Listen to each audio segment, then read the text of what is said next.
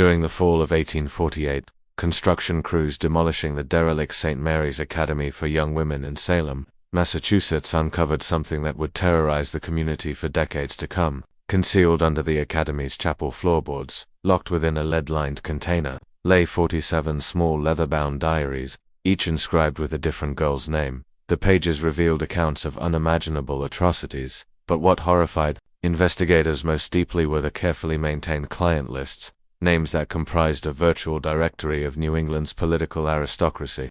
The Massachusetts Commonwealth swiftly classified these discoveries, citing public safety, and these records remain sealed in state archives to this very day.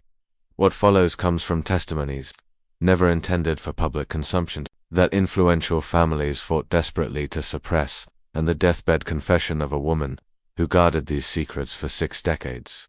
If you're someone who pursues the truth behind America's most buried secrets, someone unafraid to examine the shadows of our nation's history, then this account is meant for you. But I must caution you, the events at St. Mary's Academy shatter everything we believed about propriety, power and innocence in 19th century New England. Before we plunge into this pit of human depravity, hit that subscribe button if you're courageous enough to explore the mysteries others refuse to discuss, and tell me in the comments which state you're listening from, because this horror could have occurred anywhere. Now let me transport you back to an era when evil masqueraded as virtue. Salem's quest for redemption. Salem, Massachusetts in 1811, remained a city tormented by its notorious history, yet desperately striving to transform itself into a symbol of moral excellence and scholarly advancement. The witch trials of 1692 had left a permanent mark on the community's reputation, and by the dawn of the 19th century, Salem's prominent families were frantically searching for ways to rehabilitate their towns.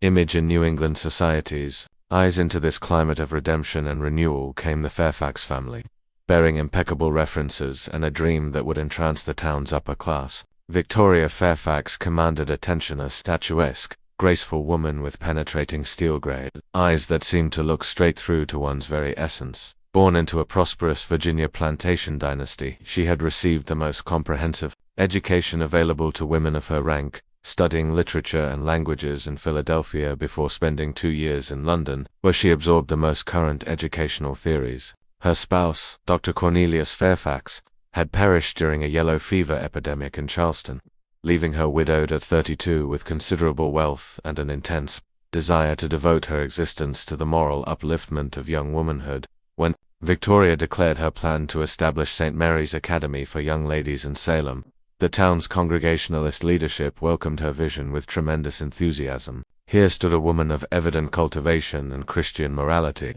offering to provide complimentary education to orphaned and destitute girls, while simultaneously accepting paying pupils from respectable households. The academy would instruct students not merely in reading, writing, and mathematics, but also in music, French, needlework, and most crucially, moral guidance grounded in Protestant principles. The cursed mansion, the structure Victoria chose for her academy, possessed a history as troubled as Salem itself. The imposing 3-story Georgian estate on Beacon Hill had been built in 1787 by merchant Samuel Hartwell, who had amassed his wealth through the China trade.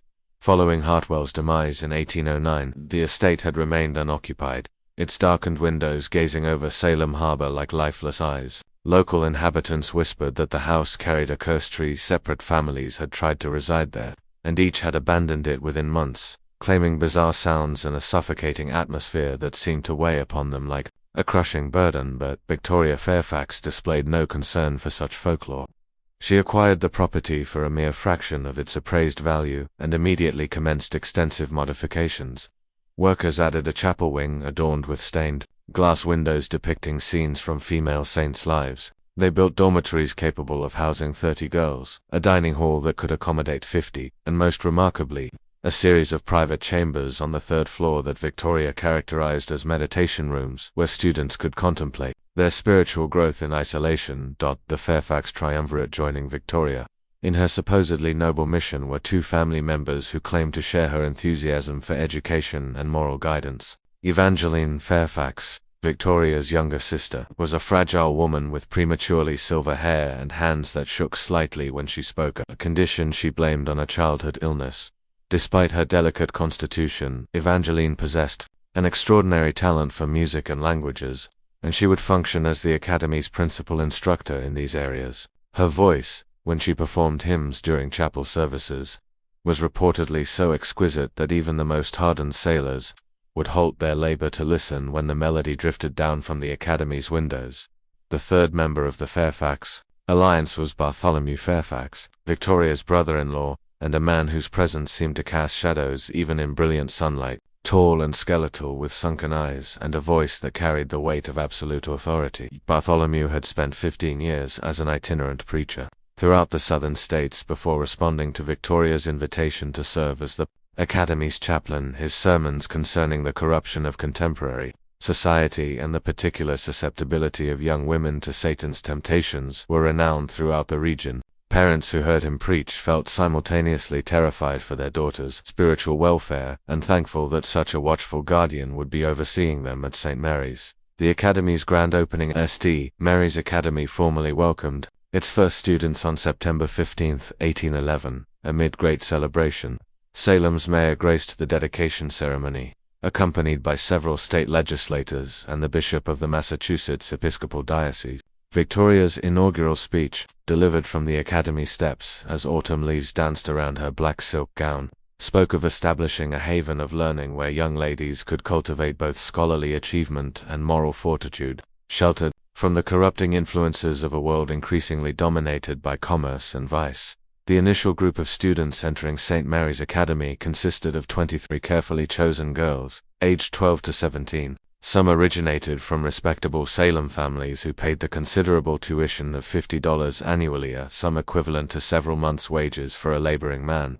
However, Victoria's declared purpose was to assist the less fortunate, and more than half the original enrollment comprised orphans and daughters from impoverished families, accepted without cost, as demonstrations of the Academy's Christian compassion. The charity among these charity cases was 14-year-old Margaret Sullivan, whose Irish immigrant parents had perished in a tenement blaze the previous winter. Margaret was an intelligent, lively girl with auburn hair and emerald eyes that glowed with wit and inquisitiveness. She had been laboring in a textile factory for 6 months when an Academy representative approached her with an offer that seemed impossibly generous: free lodging, meals, and education in return for assisting with household tasks around the Academy. Another was 15-year-old Priscilla Morse, whose father had been claimed by the sea and whose mother had died of tuberculosis, leaving her with an uncle who made his resentment of her presence unmistakably clear. Priscilla was reserved and earnest, with dark hair worn in a strict bun, and a passion for reading any book she could locate. The opportunity to attend a genuine school with library access and qualified instructors seemed like a divine answer to prayer. The third was 13-year-old Hannah Whitmore, perhaps the most heartbreaking case of all. Hannah's father had been found guilty of theft and sentenced to 5 years imprisonment, while her mother had simply vanished one evening, leaving only a note stating she could no longer endure the disgrace. Hannah had been residing in the Salem poorhouse when Victoria Fairfax personally visited and extended an invitation to join the Academy. The girl's one hollow-cheeked face had illuminated for the first time in months upon learning she would have her own bed, regular meals, and the opportunity to learn proper reading skills. These girls, along with their 20 classmates, entered St. Mary's Academy with hearts overflowing with hope and appreciation. They had no way of knowing they were stepping into a meticulously designed snare, that the woman who promised to safeguard their virtue intended to steal their innocence, and that the elegant Georgian mansion overlooking Salem Harbor would become their prison, their nightmare, and for many of them, their grave. The first warning signs, the initial indication that something was terribly wrong at St. Mary's Academy, came not from the pupils themselves, but from Mrs. Abigail Thornton, a seamstress who resided in a humble cottage at the foot of Beacon Hill. Mrs. Thornton had been contracted to supply linens and garments for the Academy, and her weekly visits afforded her opportunities to observe the institution's daily operations from afar. It was during a dreary October morning in 1812, precisely 13 months following the Academy's inauguration, that Mrs. Thornton first witnessed something unusual. She had arrived earlier than normal to deliver a consignment of winter wraps, and was startled to see several elegantly dressed gentlemen exiting through the Academy's side door, the same entrance that provided direct access to the private chambers on the 3rd floor. What she found peculiar was not simply their early morning departure, but their clear attempts to remain undetected. They moved swiftly toward waiting carriages, keeping their faces downcast and their hat brims pulled low across their features. Throughout the subsequent weeks, Mrs. Thornton began monitoring the academy's activities more attentively. She observed that these enigmatic visitors invariably arrived under cover of darkness and consistently used the side entrance. On some evenings, there might be merely 1 or 2 carriages. Other nights she tallied as many as 6 vehicles. The conveyances bore no distinguishing marks, but even in the dim glow of gas street lamps she could discern they were costly, the type possessed by merchants, politicians, or other men of considerable means. Even more troubling were the transformations she noticed in the students themselves. The girls who had entered the academy with radiant faces and enthusiastic expressions were becoming progressively withdrawn and gaunt-eyed. During her deliveries, Mrs. Thornton would occasionally glimpse them through windows, and what she witnessed deeply disturbed her. Many appeared lethargic and moved with a peculiar dreamlike manner, as though they were wading through thick water. Some displayed visible injuries, bruises on their arms hastily hidden beneath long sleeves, cuts on their hands dismissed as needlework mishaps. The change was most apparent in Margaret Sullivan, the spirited Irish girl who had once conversed animatedly about her studies whenever Mrs. Thornton encountered her. By winter, Margaret seldom spoke at all. Her vibrant red hair had grown dull and lifeless, hanging in listless strands around a face that had become skeletal and ashen. When she did meet Mrs. Thornton's gaze, there was something frantic in her expression, as if she were attempting to convey a message she dared not voice aloud. The night of horror. It was during the night of December 13, 1812, that Mrs. Thornton witnessed something that would plague her for the remainder of her days. Unable to sleep due to a nagging cough, she had risen from her bed around midnight to prepare some chamomile tea. As she stood by her kitchen window waiting for the water to heat, she noticed extraordinary activity at the academy. Light flickered in the third-floor windows, not the steady radiance of candles or oil lamps, but an erratic, dancing illumination that suggested torches or perhaps a small blaze. Initially, she assumed someone was simply studying late or caring for an ill student. But then she heard sounds that froze her blood. Muffled screaming seemed to emanate from the academy's chapel. The sounds were sporadic, lasting only moments at a time, but they were unmistakably human and unmistakably expressions of agony or terror.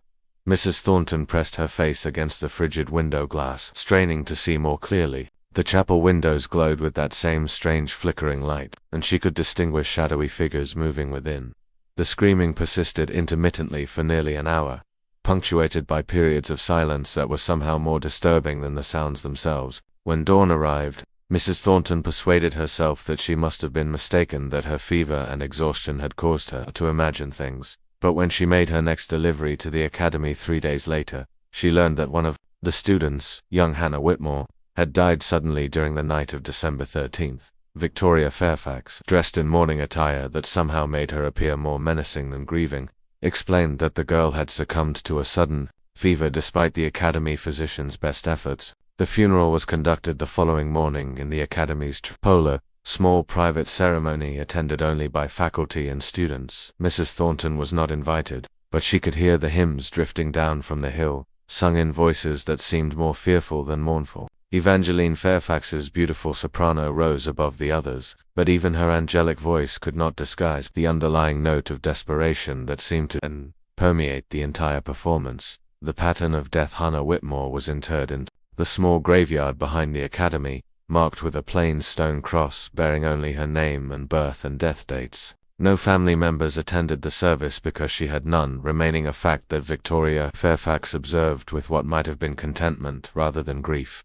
In the weeks following Hannah's death, Mrs. Thornton noticed that several other students appeared to be declining. They moved more sluggishly, spoke even less frequently, and exhibited the same listless behavior that had characterized Hannah in her final days. When she tactfully inquired about their health, Victoria Fairfax reassured her that the girls were simply experiencing the normal effects of rigorous academic study combined with the moral discipline necessary for their spiritual development. Young ladies of their unfortunate backgrounds, Victoria explained in her crisp, cultured voice, often require significant adjustment before they can fully embrace the refined way of life we provide here. Some find the transition more challenging than others, but Mrs. Thornton's suspicions were not so easily allayed. She began to take careful note of which students appeared to be struggling, and she noticed a disturbing pattern. The girls who seemed most affected were invariably among the poorest. Those who had no families to inquire about their welfare or financial resources to leave the academy if they chose. The paying students, while certainly more subdued than when they had first arrived, maintained better color in their cheeks and greater alertness in their eyes. The pattern became impossible to ignore when, in February of 1813, 2 more students died within a single week. Priscilla Morse, the quiet girl who had loved to read, was discovered dead in her bed on a Tuesday morning, apparently having passed away peacefully in her sleep. 3 days later, Mary Catherine O'Brien, another Irish orphan, succumbed to what was described as brain fever after a brief illness, characterized by violent convulsions. Both girls were buried in the Academy Cemetery with the same simple ceremony that had marked Hannah's passing. Their deaths were reported to the town authorities, but since Dr. Fairfax's cousin, Dr. Edmund Fairfax, served as both the Academy's physician and the official coroner for that district, the deaths were officially attributed to natural causes without further investigation. Thornton found herself torn between her mounting suspicions and her awareness that she was just a simple seamstress with no evidence beyond her own observations. Who would believe her if she suggested that something sinister was happening at Salem's most prestigious academy for young ladies? Victoria Fairfax was respected throughout the community, praised for her charitable work and her dedication to education. The academy received regular visits from local clergy and civic leaders, all of whom spoke glowingly of the institution's mission and achievements, yet she could not shake the image of those flickering lights in the chapel windows or the memory of those muffled screams echoing through the December night. Something terrible was happening on Beacon Hill, something that the respectable facade of St. Mary's Academy was designed to conceal. But it would be years before the truth began to emerge, and when it did, the reality would prove to be far more horrific than even Mrs. Thornton's darkest suspicions had imagined.